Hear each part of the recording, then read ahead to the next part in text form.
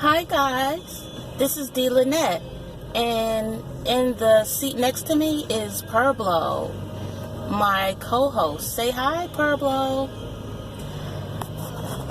Purblo is visiting me today, with me today as I ran my errands and went to my appointments, and I just wanted to come on and say hello to everyone and hope everybody's day is doing well, and to follow up on my last YouTube video where I talked about seeing my daughter for the first time in years, and that's part of family issues, estrangement, and sometimes mental illness can cause estrangements in families, because the person that is going through it becomes withdrawn and family members don't understand, so distance is what ends up happening. And so I haven't seen my daughter since 2015. I went up to upstate New York to attend her graduation where she received a master's in social work, and she's doing great in New York. I'm from New York, by the way, but I've been living in North Carolina since 1998. Anyway, she was pretty much raised down here, her and my son, and she chose to make New York her home again, so that's fine. But like I said, we haven't seen each other for 5 years. We had a disagreement and we just fell off, and I just let her, live her life, and I'm in North Carolina trying to take care of myself day by day and help manage my son's mental illness issues, and just being a support, because it's important to be a support to those who are suffering mental illness, just to make sure they're getting the services they need and they are being taken care of properly. So my daughter and I have been emailing each other on and off, and we would put our feelings into the emails, but it never transpired into a phone call. I had changed my phone number 2 years ago, so I didn't give it out again. So we just communicated by email, and just was living our lives. But I had emailed her for her birthday, which was this month, and instead of just saying happy birthday, I had to put another one of my rants in there about my feelings and whatnot, and she didn't respond that day. But that was on like a week or so ago, and then on Sunday night, which I received Monday morning, an email from her saying she's coming to North Carolina and she would like to see me and her brother. And I was thinking to myself, well, she must be coming out here to visit her old friends from school, high school and college and whatnot, because she's very social like that, so she has a lot of friends. And I just thought she was just coming to see them and stop by to see me. So I was in kind of a shock, because like I said, even though I did say happy birthday to her in email, I didn't get a response. So, plus, I ran it about stuff. So just blurting out my feelings, and that's part of mental illness that I have under the bipolar diagnosis, is I will have racing thoughts and I will go on and on and on. Some people call it fast talking. I call it fast typing. And then instead of it just being a little happy birthday email, it turned out to be like a letter. So I was shocked, and then I said, well, when you coming? She was like, Wednesday. And mind you, it was Monday when I got the email, and Wednesday is when she was arriving. So I was a little caught off guard, and I know she's my child, but it's just hard when people are strange. It takes a minute, and it took a minute for me, and she did reach out. So long story short, we did go see my son, and he's still in the hospital. And I always told her, I used to tell family in the past when he went into the hospital, and they'd be like, oh, okay. But nobody really understood the seriousness, or made it seem like they understood the seriousness. It seems like they was just nonchalant about it.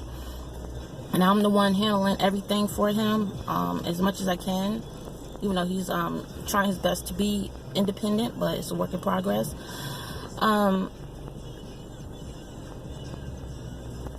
Even though she's a therapist, she said she did not realize the seriousness of his illness until she saw it for herself.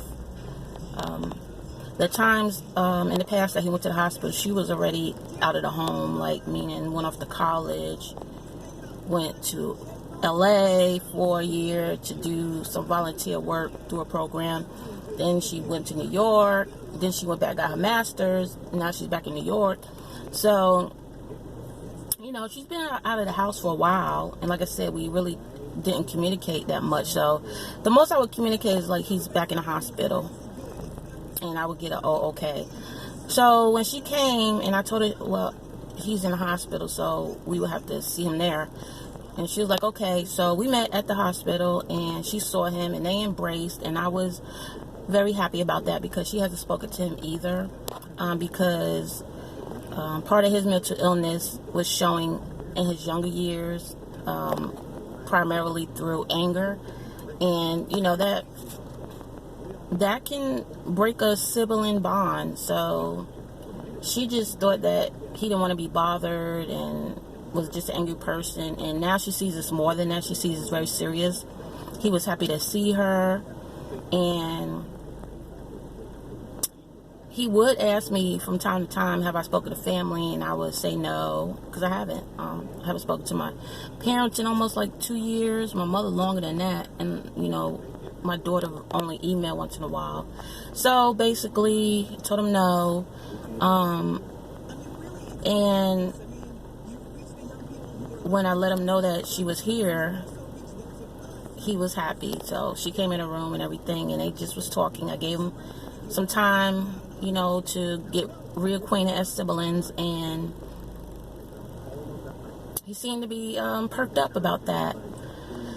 So that was good, but she asked the doctor a lot of questions, because what's good about some hospitals is the doctors will take time to see you, the family member, particularly if you're the parent or close relative like my daughter.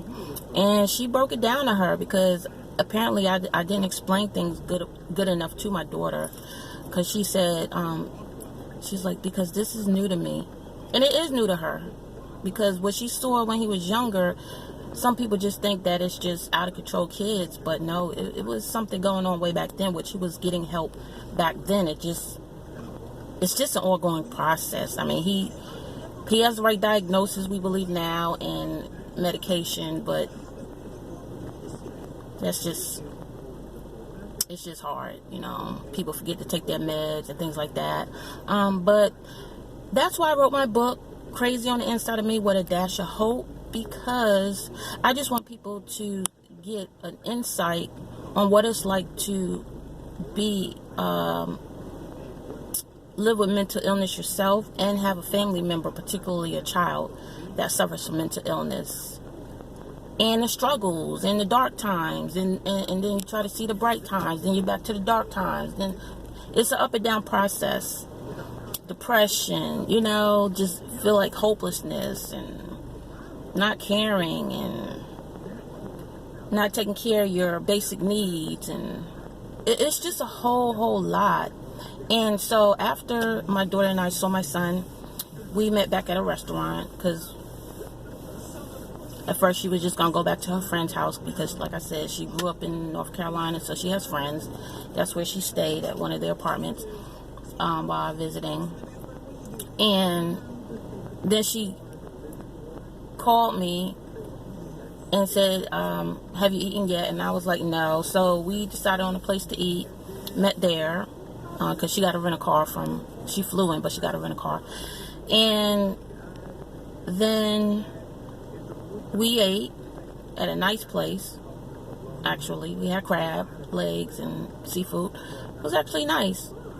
And she paid for it, even though I said we can go half. You know, I paid my portion. No, she's like, no, that's okay. And I paid the tip, though. So give me a little credit, y'all. And then we walked outside, and it's a strip mall. Like the restaurant, the seafood restaurant is in a strip mall. And she just started talking, and then we started talking, and then bringing up stuff, but not in a mean way. It was like, okay, here's the time for the powwow, but in a calm way. No raising voice, no getting heated, no denying, no, you know, not facing, you know, facts. And she told me things about when she was young, you know, how hard it was for her to see me go through my bipolar ways, which back then I did not know I had bipolar.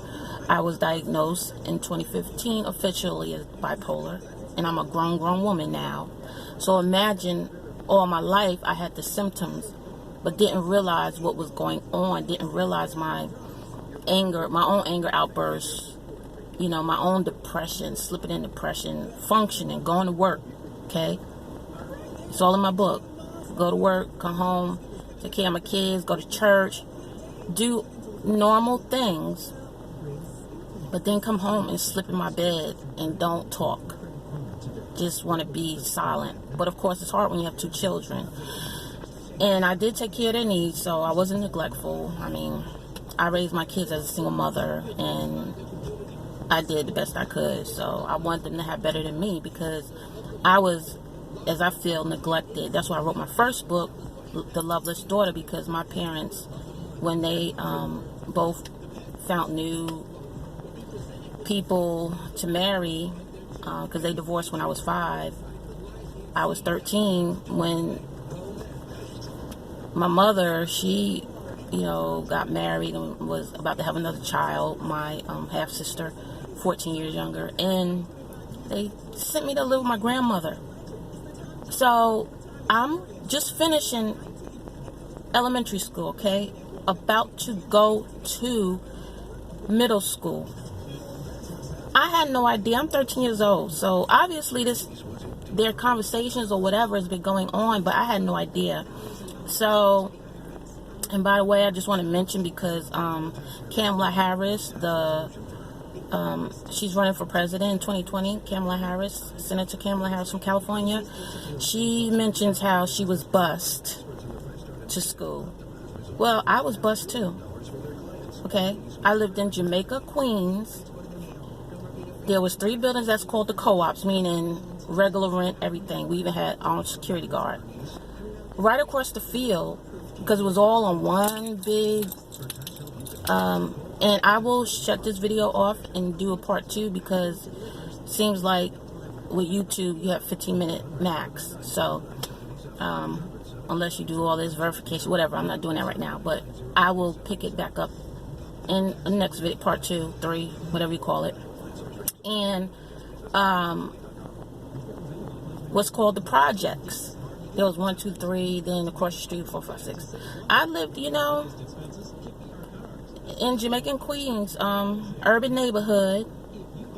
It wasn't hoodish because it was thriving. It was a thriving neighborhood. I mean, it was going on.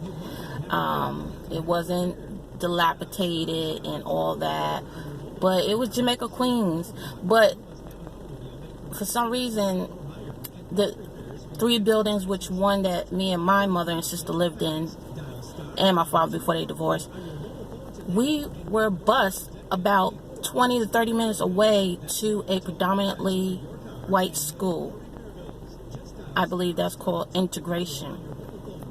Right across the field, meaning it was on the same land. We were just separated by grass and a little basketball court, a big field. Then you had the other 3 apartments, which was the housing projects. And across the street, there was a few more. They went to the school, elementary school right across the street. But for elementary, from kindergarten to 6th, me and the kids that lived in the 3 buildings, one I lived in, we had to get on a bus and be bused to a predominantly white school in Bayside, New York. Yes, from Jamaica, Queens. how ironic is that? So I didn't put that in my book because I didn't think that was a big deal, but it wasn't until Kamala Harris brought up how she was bused that I guess, you know, it was integration. But as a young person, how am I supposed to know that? I just was bused.